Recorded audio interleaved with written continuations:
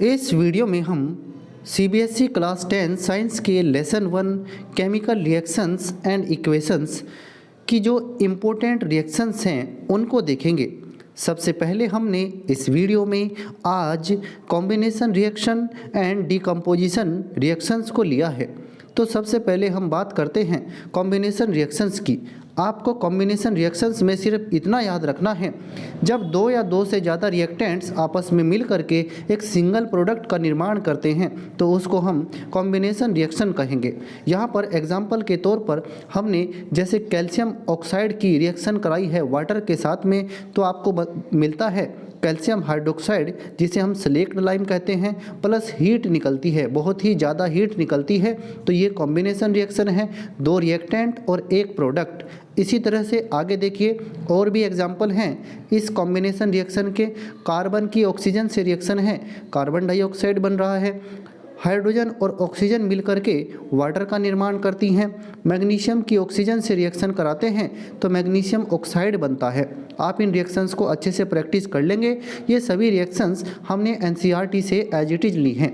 इसी तरह से नाइट्रोजन जब हाइड्रोजन से रिएक्शन करता है एक कैटलिस्ट की प्रेजेंस में और 773 केल्विन टेम्परेचर पर, तो हमें अमोनिया गैस मिलती है N2 + 3H2 और हमें क्या मिलता है 2NH3 अमोनिया गैस मिलती है।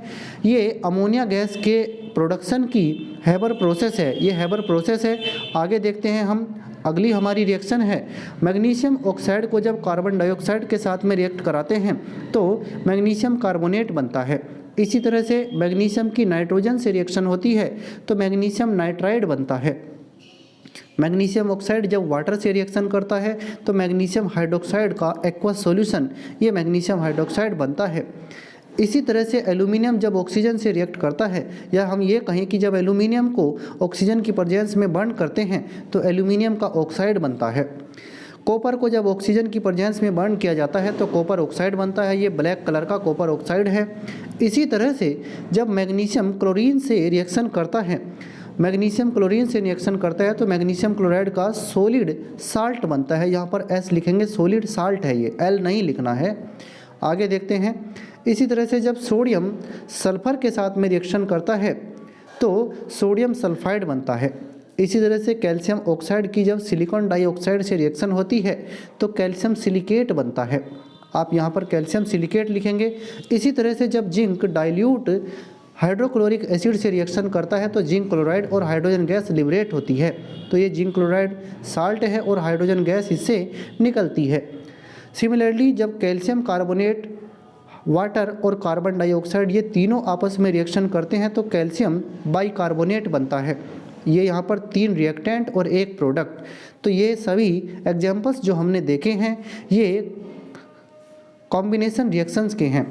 तो कॉम्बिनेशन रिएक्शन में आपको सिर्फ इतना याद रखना है, एक, दो या दो से ज़्यादा रिएक्टेंट और सिंगल प्रोडक्ट। अब हम बात कर लेते हैं डिकम्पोजिशन रिएक्शन की। डिकम्पोजिशन रिएक्शन कॉम्बिनेशन रिएक्शन का अपोजिट है।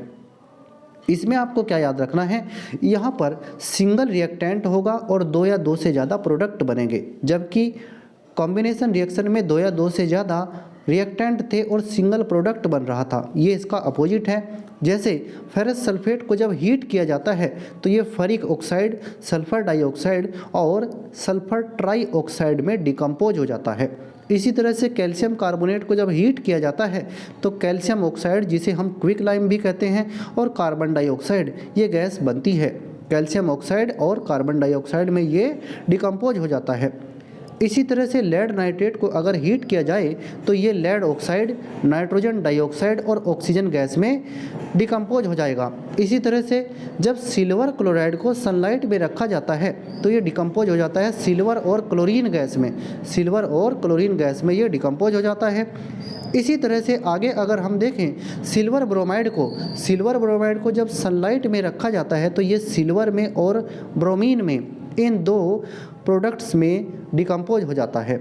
इसी तरह से अगर हाइड्रोजन ये वाटर है, H2O वाटर है, वाटर का जब आप इलेक्ट्रोलाइसिस करते हैं, इलेक्ट्रिसिटी फ्लो कराते हैं इसके अंदर से, तो ये हाइड्रोजन एंड ऑक्सीजन इन दो प्रोडक्ट में डिकम्पोज हो जाता है। सिमिलरली पोटेशियम क्लोरेट को देखिए, पोटेशियम क्लोरेट को जब एक कैटलिस्ट की प्रेजेंट में हीट किया जाता है तो पोटेशियम क्लोराइड और ऑक्सीजन गैस बनती है, तो ये पोटेशियम क्लोराइड और ऑक्सीजन में डिकम्पोज हो जाता है। ये सभी रिएक्शंस डिकम्पोजिशन रिएक्शंस हैं। इसी तरह से जब आप मरकरी के ऑक्साइड को हीट करते हैं तो ये मरकरी और ऑक्सीजन में डिकम्पोज हो जाता है।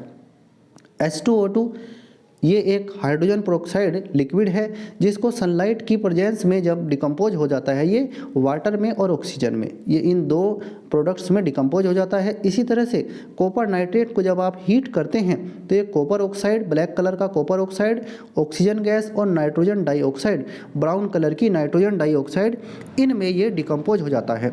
तो ये सभी जो एग्जाम्पल्स हमने देखे हैं ये डिकम्पोजिशन रिएक्शंस के थे, और इससे पहले जो एग्जाम्पल्स हमने देखे हैं ये कॉम्बिनेशन रिएक्शंस के थे। तो आप इन रिएक्शंस की अच्छे से प्रैक्टिस कर लेंगे, ये आपके लिए बहुत ही हेल्पफुल हो सकते हैं, क्योंकि आपके एग्ज़ाम्स बहुत नज़दीक हैं। तो आप इन रिएक्शंस को अच्छे से प्रैक्टिस कर लीजिएगा। धन्यवाद।